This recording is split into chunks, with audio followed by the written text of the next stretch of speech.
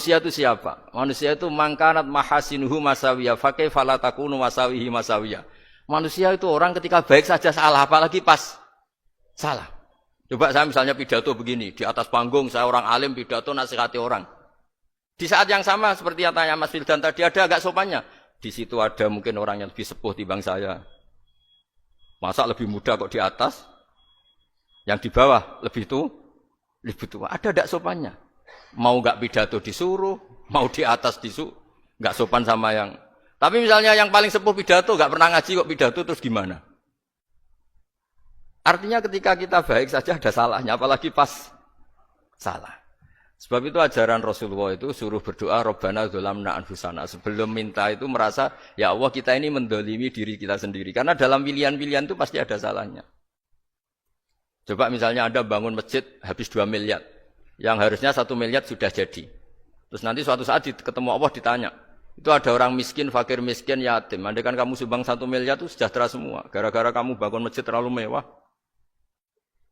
Ya tapi kadang-kadang orang kebaikannya itu orientasinya bangun masjid. Gak tertarik nyumbang fakir. Saat itu cara berpikir gitu mau apa? Tapi kalau dia mau luhur manusia terbaik karena bangun masjid 2 miliar. Coba diaudit secara kepentingan syar'i. Penting mana dengan ngasih makan fakir miskin? Penting mana dengan menikahkan janda misalnya? Penting mana dengan pendidikan? Apa artinya masjid mewah orang nggak tahu halal haram, nggak tahu najis, nggak tahu cara sesuci, nggak tahu cara adzan yang benar. Terus penting mana untuk beli kitab sama dipakai masjid? Apa artinya beli kitab apa tapi nggak makan? Penting mana makan sama beli kitab? Ada auditnya. Makanya manusia itu ketika baik pun disuruh istighfar. Apalagi ketika salah. Nah dengan perasaan seperti itu kebencian pada orang lain luluh. Karena potensi baik pada orang lain ternyata tinggi. Dan potensi salah ke kita juga tinggi. Nah dilatih gitu. Jadi di Ihya itu ada kitab tawaduk.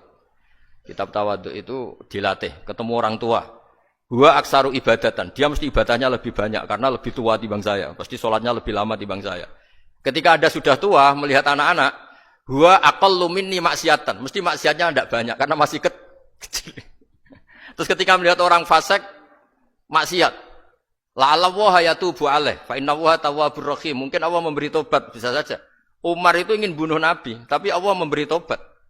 Yang sowan kiai saja tidak mesti dapat tobat. Umar ingin bunuh Nabi, tapi Allah memberi tobat. Akhirnya ya tobat jadi Islam yang baik. Dalam sejarah Wali Songo Kalijogo sowan Sunan Bonang itu ingin garong. Tapi malah jadi muridnya jadi wali. Kalau Allah sudah menghendaki tidak ada ya. Perang Uhud orang Islam kalah itu karena panglimanya siapa? Khalid bin Walid. Tapi dia malah yang dapat hidayah. Nah sama orang yang sekarang Anda benci bisa saja Allah merencanakan ada apa? Hidayah di situ. Dan kita yang merasa benar jangan saja ada rencana Allah bikin kita su'ul khotimah. Na'udzubillah min dzalik kan tidak pernah tahu.